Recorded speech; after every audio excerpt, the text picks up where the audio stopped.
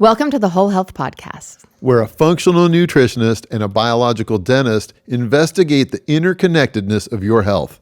Let's get started. Welcome back to the Whole Health Podcast. And today we're going to do something where we are our own guests, right? Yay! You're my favorite guest. Back at you. Okay, so we have decided that occasionally we're going to get together without an outside guest because we just want to dig into research and talk about what's happening in our respective fields and how there's overlap, because in essence, that is how we came together in the first place, is finding those common grounds. It's a beautiful idea. I'm glad you came up with it. Right. Yeah. I think you asked me out to coffee first. Okay, but yes, maybe. It's been such an adventure for both of us, I think, to learn more about how our patients are experiencing symptoms or health improvements even that are integrated within their mouth and the rest of their body, right? Mm-hmm. So one of the things we get really geeky about that I was hoping we could dig into today is the microbiome of the mouth, meaning the microbes that are meant to be within the mouth, maybe the microbes that are not meant to be within the mouth, and how this can go awry and affect the rest of the body. Mm-hmm. Want me to start off there? I do. All I right, want you to start off. I'm going to take a big, massive step backward, however, to start with that my willingness to even look at this stuff started with where my heart comes from for human beings, which is to listen. And I believe there's value in subjective information, which oftentimes for which there's no study that validates what someone says they feel. So for me, when I first started acknowledging that what people were saying to me, which was, I've had these root canals, and this is where it started for me in the biological journey. I've had these root canals and my health has never been the same since. And I'm like, okay, I don't necessarily understand that at the time anyway, but I believe that what you're telling me is true. So I've acknowledged that, and then because of that corner of my mind, it's not my primary section, but the corner of my mind that wants to understand the science behind that, I go looking for, where's the science, to put in quotes, because science isn't always perfectly objective either, of course. Right. But so that being said, that's what kind of led me to pursue this stuff in the first place. And over the last decade plus that, I've been moving in this more of a biologically respectful direction, and how we came to connect through a patient who had root canals that got removed and we saw her health massively improve. Yep. We've been looking at the science, and you would certainly know probably equally as much as I do, or if not more, about like oral microbiome, GI microbiome, all that stuff. What we understand perfectly well and have for centuries really is that the mouth and everything south, through the anus is it's all teeming with microbes, and that's a healthful situation. Yeah. We also understand that when the barriers of the mouth lose integrity, and let's use, for example, somebody who, they built up a lot of tartar around their teeth, maybe they're a heavy tartar builder and they haven't seen the dentist in 5 years and now their gums are really inflamed. Or maybe they're generally in great, oral health, but they just lost their job and, their spouse was diagnosed with cancer and their stress level goes through the roof. Yeah. And now all of a sudden, the body starts behaving differently with the microbes to which it's already been exposed, but the immune system's working differently due to the stress. As we lose the integrity, what we understand, and you and I have been searching together to see how are things getting in? And we are finding there's valid scientific evidence out there that is showing not only the situations of gum disease, because that is the poster child out there in what is accepted in the medical and dental community, and for good reason. Yep. That if you have acute or chronic gum disease, meaning there's inflammation in the gums, and these microbes are getting into your body, increasing your risk for diabetes, heart disease, Alzheimer's disease. I mean, very significant health issues, you've got to get this cleaned up if you want to see whole body improvement. Yet, there are aspects to dentistry, and what I have come to experience and understand is that dead teeth, certainly dead teeth on their own, teeth that have never had a root canal but are dead and no longer have an immune connection to it, and root canal treated teeth, can be the source through which microbes enter the body. Meaning the integrity of the system that you were designed to have has lost its integrity. Now these microbes have the ability to get into spaces where they shouldn't get, like your jawbone. Right. So I've been seeing this in terms of patients now for well over a decade. Matter of fact, I was just talking with a patient yesterday. She was having us, check on the health of a ceramic implant we had put in. Everything was looking great, and we were refreshing ourselves as to what she had experienced. She lives in a town close to Portland here. She had opted, for her own health's sake, she had 2 root canals. Both were lower molars. And generally, she's a very, very vital, healthy, mid-50-year-old woman. The only complaint she had was that her left shoulder was frozen. She's like, I don't understand it. I play a lot of tennis. Maybe it's just aggravated or whatever. We took these teeth out. Within a week, her shoulder completely loosened up and she's had no symptoms since, and it's been 2 years. And, she was telling us, like, I tell everybody I can, like, if you get a root canal, you better be aware of this stuff, or maybe don't have the root canal in the first place. And so that's been a real eye opener. And I'm sure we'll get into talking about what we are seeing scientifically that explains some degree of why human beings come to us with, describing these symptoms, basically due to lack of integrity of their oral tissues. Right. Yeah. So I remember when we first started working together, you were doing some testing in your clinic that was unlike anything I'd ever seen, but it started to help me understand maybe why we were seeing these issues in our patients, more systemic issues, not just issues in the mouth, but issues through the whole body, right? So you were able to test microbes within those areas that maybe were infected or where there were dead roots or dead teeth. And tell me about what you would find. Yeah, it's great. So, because I want validation. Yeah. Again, like I absolutely believe when somebody says, like, I don't feel well or I feel so much better, I absolutely believe them. Yes. In this instance, so I wanted to understand more about why. And, I'd read some books, looked at Boyd Haley's work in the 1990s, and he was at that time studying to understand what kind of microbes were in the roots of extracted root canal treated teeth. He would test the microbes that existed within those roots against 5 different human enzymes. And every root that he tested, there were like thousands of roots that he tested, would have a negative impact on these human enzymes. Well, that, science has progressed. And now that we can understand, like, truly through DNA technology, which microbes actually live within the roots. So the lab that I work with is called DNA Connections out of Colorado.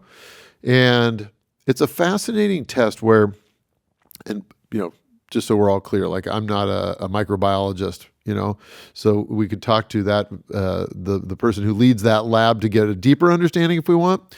But what I send to them is the part of the root that was in the jawbone. Okay. So we extract a tooth. When I take teeth out, if it is a multi-rooted tooth, meaning it's like a molar, upper molars tend to have 3 roots. Lower molars oftentimes have 2 roots, sometimes 3. I will section them and I'll take each root out individually. And only the part that was in the jawbone, I'll put that in a sterile vial and send that to DNA Connections. Their test looks for, on their oral panel, 88 different oral microbes. Things that should exist normally on the surface of your tongue, on the surface of your teeth, on the surface of your gums, but not inside of a healthy tooth. And then they also have a Lyme panel, which looks at I think they're assessing for 15 different Lyme-associated microbes. Yes. Because so many of the people that I'm helping are just feel like garbage. I'm like, tell me everything. From all the information you can have, let's see what's there. So I've sent well over 600 roots or groups of roots to DNA Connections now. I've yet to see one come back sterile. Right. And what I was told in dental school when I was being trained, and heck, I mean, I did a lot of 15 years worth of continuing education on how to better do a root canal. Am I using lasers to better irrigate the canals? Am I using ozone to kill whatever bugs might be left? And at the end of the day, it doesn't matter. I've had people come from the leading experts of quote unquote biological root canals in the country. And, a year or two after having that done, they're like, oh, I still feel like garbage. I want it out. There's nothing you can do when so for those who aren't familiar, I should start by sharing this, that, when we think of teeth, we think of enamel, the part of the tooth that shows when we smile, the outside. And it's insanely hard, totally impervious to microbes unless it loses mineral, due to either dietary issues or what have you. The dentin, which is like 75-80% of your tooth, is like a sponge. It's totally porous. Right under the enamel. Is that right correct? within 2 millimeters. Okay. So, like, for people who have had a little bit of gum recession, when they look at their tooth, they'll see the whitish part of the tooth. That's the enamel, and then they'll see kind of more yellowy or orangey, thing and that's dentin. It's completely porous. If you go to like any dentist website, and they almost always have why do teeth become sensitive? And they'll talk about, oh my gosh, it's because your tooth is porous and these nerves live in there, and it's really risky. They're so porous. But then we go and do root canals and somehow forget that it literally is a sponge. All the microbes that live in the mouth, once you remove the immune system's connection, now have the ability to infiltrate that sponge-like object called a tooth root. And it sits in your jawbone where it can then dump into the periodontal ligament space, and your lymphatics drain it. The little tiny capillaries that sit there can soak up those microbes. Studies have been done for well over 30 years showing when this is just chewing, mind you, when people chew for the next 30 minutes, they have elevated levels of the microbes that live within those crevices, the crevice between the gum and the tooth. Yeah. So it's pretty risky stuff. We've known about it for a long time, and yet in our perspectives as it relates to root canals, we just pretty much turn a blind eye to what science is now saying. And we should probably dive into that, but I have to clarify that when you go to the American Academy of Endodontists website, they still have videos making bold claims that there's never been any scientific evidence proving that people get sick from root canals. It's hard to do a scientific study on every human being because everybody's health story is different. But my personal experience over the last decade of helping people remove toxic teeth is they're 100% connected to the health experiences they're going through. And I think that's important information to be sharing with those people who are saying yes to a procedure, most likely without full disclosure of the risks. You really got me thinking about something because we talk a lot, but just in that explanation, I feel like I have a deeper understanding about what is going on. But I do need to clarify something. Yes, when the tooth is live and healthy, first of all, there's not an entry point, I suppose you're saying, to that root area for the microbes. Is that accurate? Well, so I know it's hard to do this without a visual, but the enamel of most people's teeth ends right about where the gum line, exists. Okay.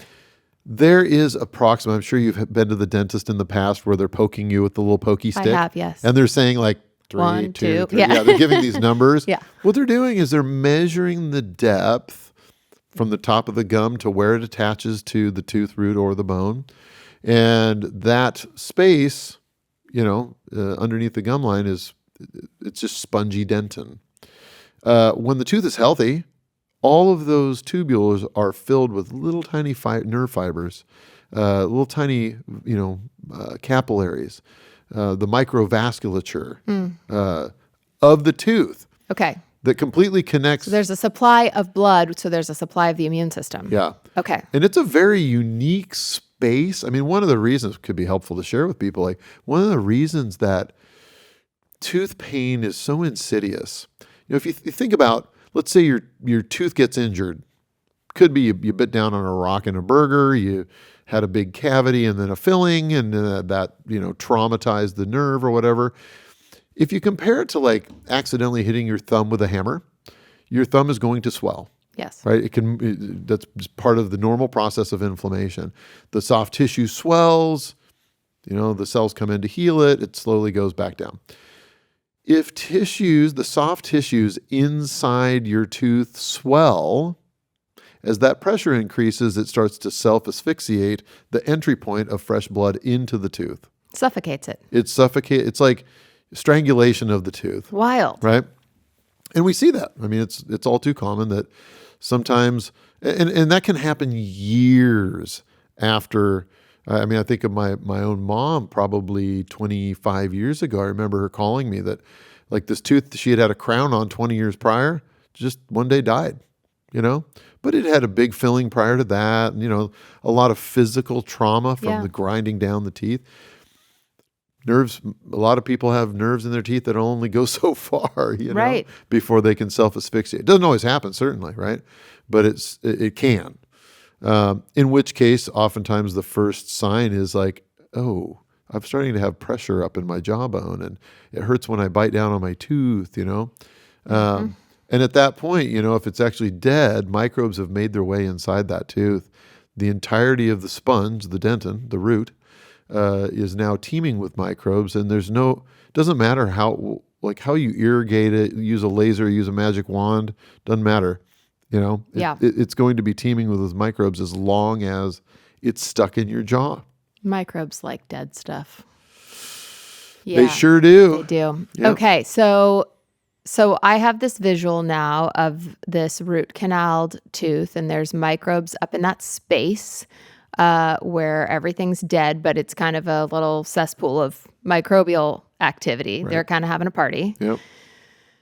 One of the things I think about then is the access to not only that jawbone or the endodontic space, but also then is there access to a blood flow where those microbes can leave that space and enter the bloodstream? Yeah, good point. So, there's so many roads I could go down this. Just 'cause I hear such crazy stories from the dental people who are holding on to the notion that like a dead tooth, a root canal treated tooth, well, it's still kind of alive because you've got periodontal ligament fibers that attach to it. That provides no blood supply to the tooth whatsoever. Yeah. But again, going back to those studies where we know, and maybe to create a word analogy for people, that each tooth sits in a moat of fluid and fibers, like little ligament fibers, the periodontal ligament. It's like a miniature shock absorber. Oh, cool. So as you chew, there's a little bit of play Makes sense. to the teeth, thankfully, which doesn't exist with implants, by the way. Kind of interesting thing to consider. But, that moat, when it's a healthy tooth, you're really not going to find much in that moat space out of just curvicular fluid, just normal body fluid in there. But as the root, of course, becomes loaded with microbes, that's what you're going to find in that space. And every time you chew, that stuff makes it into your lymphatic system and or the little capillaries that exist within that jawbone space.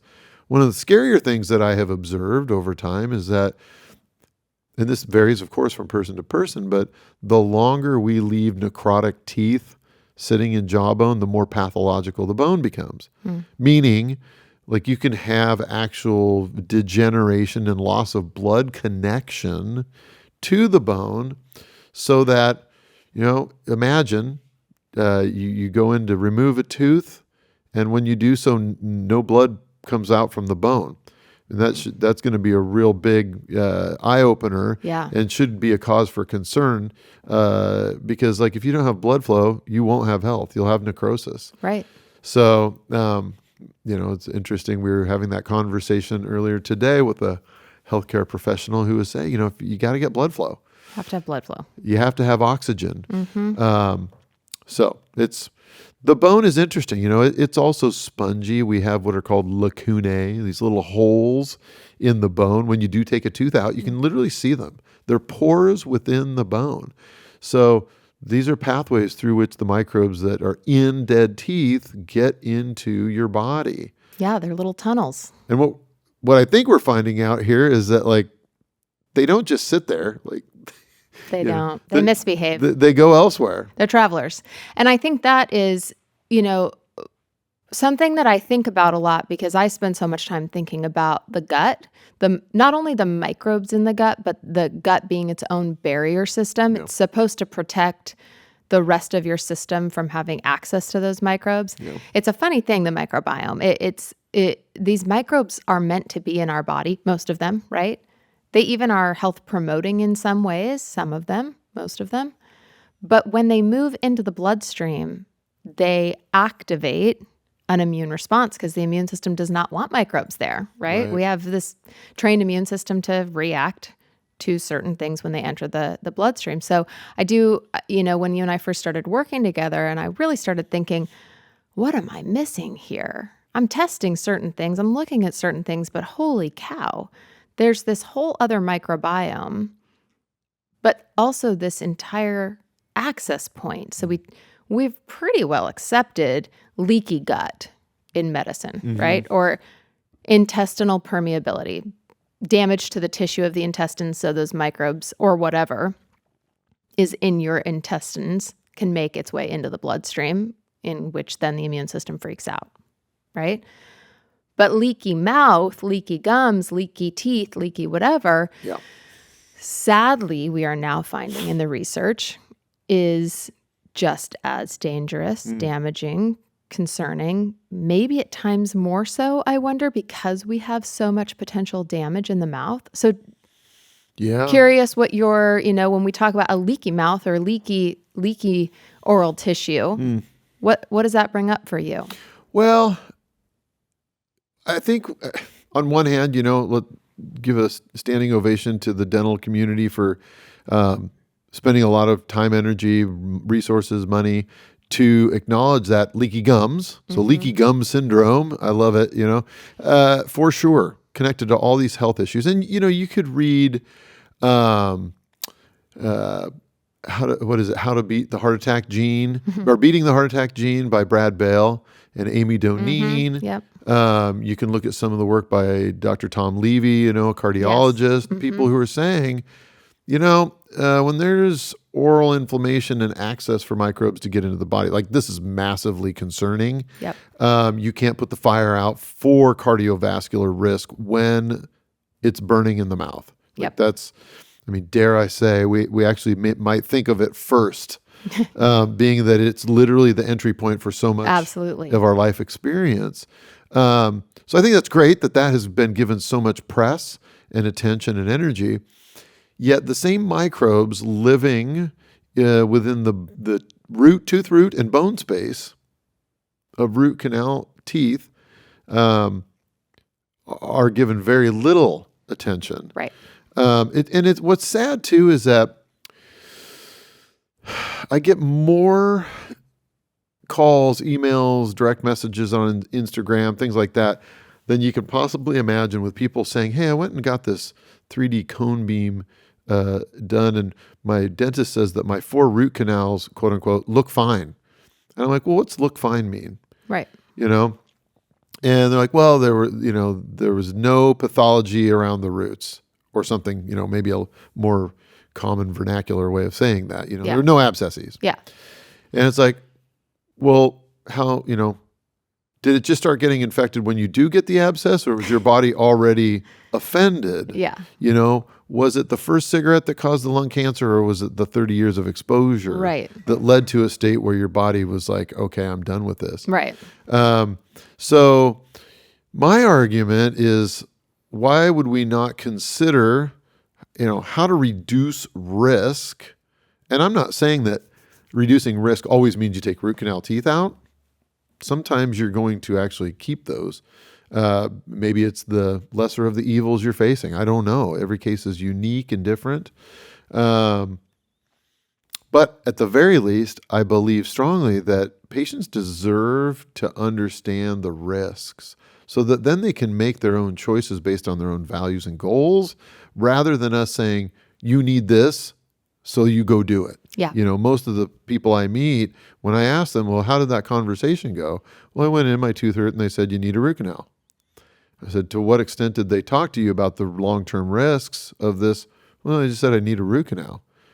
Like lobotomizing your tooth is a normal thing. Right. And it's like, okay, so who knows if it'll always be this way, Megan, but, and perhaps as the science that we are seeing becomes, maybe there eventually we'll have more awareness around it. We know it's translocating.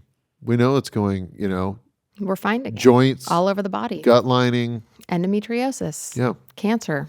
We're finding it in the tumors. And this, this is why I think it's essential that we educate and empower our patients, right? Well, hopefully education is what empowers them, but we give them their choices, right? Lay out the options and explain to them why they might choose one or the other. And then they are empowered to do what they want with that information, right? Yep. But I also think it's important that we're paying attention to this research because it's so important. We're learning so much about microbes and the microbiome and how our body responds to those things. It's so different than 10 years ago or 20 years ago. I pulled a study this morning. It was a 23 or 24 study that we'll link in the show notes, where they found oral microbes within the cancerous tumors in the colon, in the small intestine. We're in a different time and place right now with microbes, not from a research perspective only, but also from the perspective that we have this higher risk that our barriers are damaged. We have this higher risk that the oral microbes just being swallowed make their way into the small intestine, largely because our digestive tract doesn't work as well. The acid in our stomach isn't as concentrated. The pH is too high. It's not low enough. It's not acidic enough. And so this translocation, from what I see in the research, and I think we're seeing symptomatically in some of our patients, is not just moving into the lower parts of the digestive tract, just moving down the tube. Mm-hmm. We like to act like the mouth is separate from the digestive tract, but it's moving down the tube, right? But it's moving into the bloodstream. Yeah. And triggering potential disease that we have disconnected from our oral health. But it's so cool that you can see the mouth. You can't see, I can't see the colon. Well, I can't. I'm a nutritionist, right? But some people can see the colon, but you can't see the small intestine. That's pretty hard. You can't get into the bloodstream very easily, but you can see the mouth. You can feel the mouth. You can test the mouth. So we have this amazing opportunity to assess risk. One of the things I'm thinking about as we're talking about this, so there's exists today so much political pressure within the dental community around we can't, we're not going to acknowledge that there's risk, and they're leaning on saying, well, the argument is that back in the 40s, when Weston Price was bringing up the risks and showing us that through his rabbit models that these rabbits would take, whatever disease state that the human host had when they extracted a root canal tooth and put it under the skin of the rabbit would then develop those similar symptoms. That's bad science and it's flawed and blah, blah, blah. And that we're still leaning on that we've debunked it because of things we said back in the 1940s, right? And we're not going to bother looking into what's here today. When I think about, as it relates in, both of our worlds, vitamin D3 and K2, mm-hmm. The language that we now have about vitamin K2. Right. So far as I understand, it's only we've only had that understanding for 10 years. Yeah, we haven't been talking about it. I mean, it's brand new in the history of medicine, right? But because we didn't know what that was 50 years ago, that wouldn't be a strong argument to say, well, we're not going to look at it because we didn't know what that was 50 years ago. Right. Well, yeah, I mean, the science is a heck of a lot different today. Our ability, our language around what we can ask of the body and how we can test things is so different. Not to mention, one of the things in my practice that we do with great regularity is ask the body's energy, how is it doing? I was having this conversation recently with a naturopath about, if we walk into an ER, and God forbid, your heart's feeling weird or you're not feeling well or whatever, very quickly they're going to connect you to some leads to ask your body, what's the heart telling us? We want to know they're literally measuring, they're not seeing anything muscularly, they're watching energy. Right. What are the energetic signals telling us? And we've been doing this in our office now for about 4 years, asking the body's energy, how do each of these meridians carry energy when there's a root canal present, when there's an area of jawbone that's not healthy, when it's a healthy tooth, when there's an implant, when there's nothing there. We can ask those questions.